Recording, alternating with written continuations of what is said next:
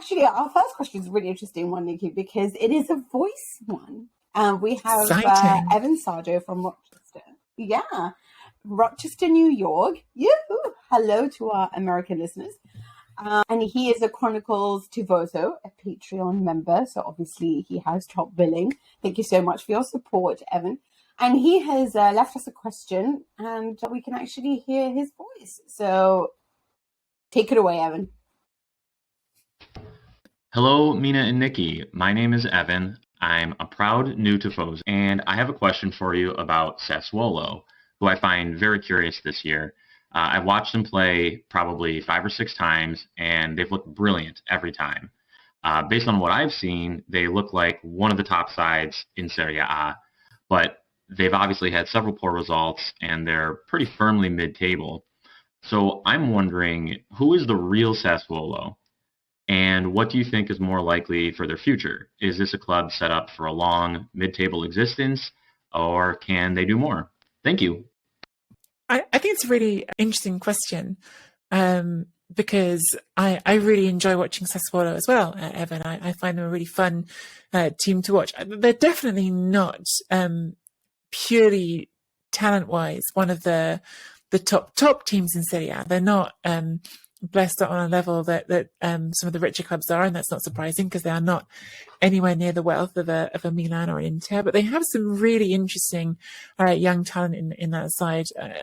Obviously, there's sort of the big name, I guess, of Domenico Berardi, who's not that young anymore, but you've got Raspadori and you've got Scamacca, the two sort of young Italian forwards that lots of people have been looking to and talking about as maybe even the players who could save Italy's World Cup qualification hopes. I'm not so sure about that, but both of them in very different ways, these young, interesting centre forwards. One of them, Raspadori, is sort of much more smaller, quicker, all about his footwork. Scamacca, big, imposing number 9 of the classic molds. But then you've also got Davide Frattesi in midfield, who's another really interesting player who's been emerging and playing really well at times this season. And you've also got Maxime Lopez, who again, not as old as Berardi, but he's still in his early 20s, but he's another young player who's been really interesting in developing. And I think that almost to some extent, you can keep going down the list. There's more than just those players, but that's almost sort of the headline with Sassuolo is young, interesting players, abundantly talented players, but young players with limited experience of top level games, and that's why you get inconsistent performance from them. You get performances that can be really, really strong because they are very talented group who took. I felt like some of these players took some big steps forward under Roberto De Zerbi, who's the previous manager, who was absolutely an empower all your players, Gasperini sort of school of management, but with far less attention to defending, which says something because Gasperini has at times been accused of not putting enough attention in that area. And now they're working under another young manager, Dionisi, who's taking them in a slightly different, not drastically different direction, but perhaps a slightly more controlled direction, and continuing to develop them. I think that they are a really fun and talented team to watch. And because they've got all this young, precocious talent, they can mix it with the big teams. They're not ready to be one of the big teams themselves yet. But just to sort of answer the broader question of I guess, what is the sort of structural possibility of Sassuolo?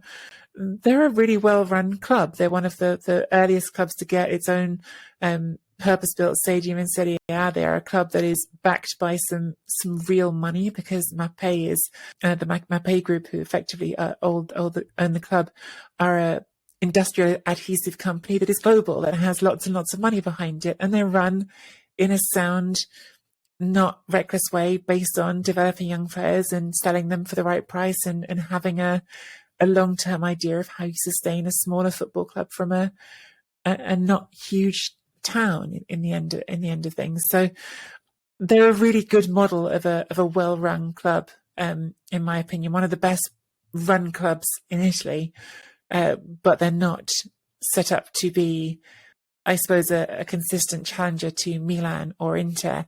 Having said that, you would have made exactly the same argument about Atalanta, and look how they're hanging around in the top 4 these days.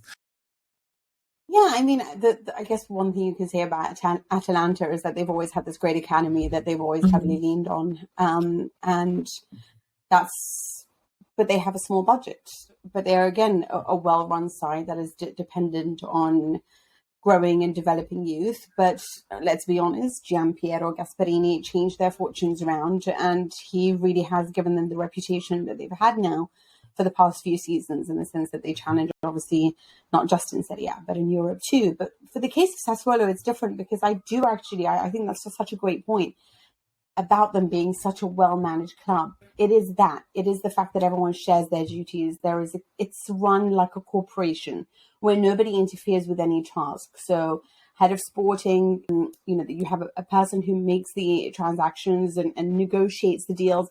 You have a person scouting. You have a person who takes those scouts and then develops it further. There is a clear idea of what Sassuolo want from their players, on the type of talents they're looking for, where they scout, how what they're looking for exactly, and how they can manage to ensure balance on a squad level overall.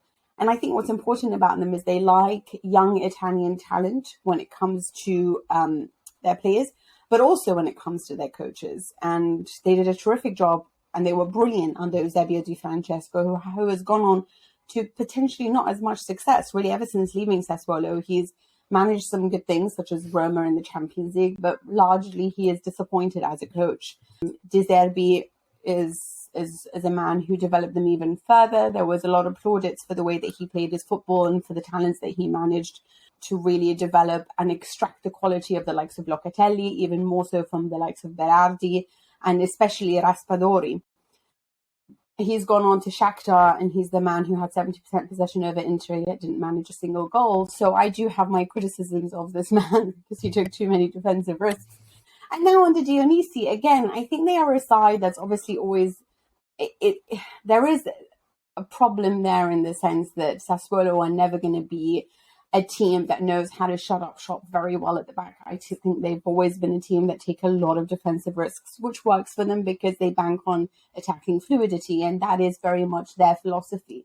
But it's amazing that they have a philosophy that you know very well when Sassuolo plays, that's Sassuolo, that it develops slightly and has changed and is a little bit more pragmatic and vertical under Dionisi.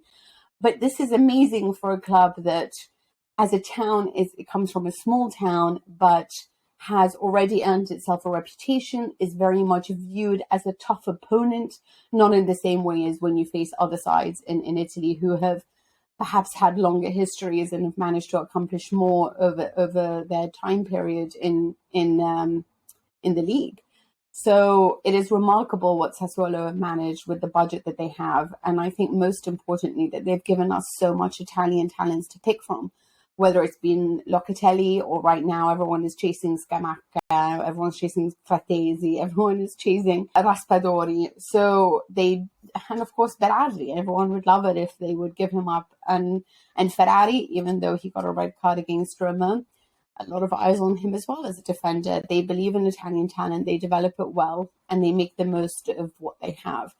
But I think they are a side that right now has ambition to just keep growing and seeing where that takes them. Sometimes it is simply like, getting a coach like Gasperini who puts you on the map, but they would like to do it, the sort of grassroots level. We start small, we make money, we keep building until we are a mainstay, and then see what happens from there on. And I think it's an excellent way and perhaps something that other teams can learn from. Yeah, I think just to add on to that, I'd add, I guess, because again, people don't necessarily have this context in terms of when we talk about a small town. Sassuolo itself is literally a town of like 40,000 people. The stadium, though, is actually in Reggio Emilia, which is just, I suppose, half an hour up the road, which is about 120,000 people. You might draw some of your fan base as well from Modena, which is, again, the same sort of distance away, and that's another 150,000 people maybe. But Modena has its own football team. So we're really talking about something very different to, for instance, Milan or Inter being in such a big city, Roma or even Turin, the big cities of Italian football. This is not that.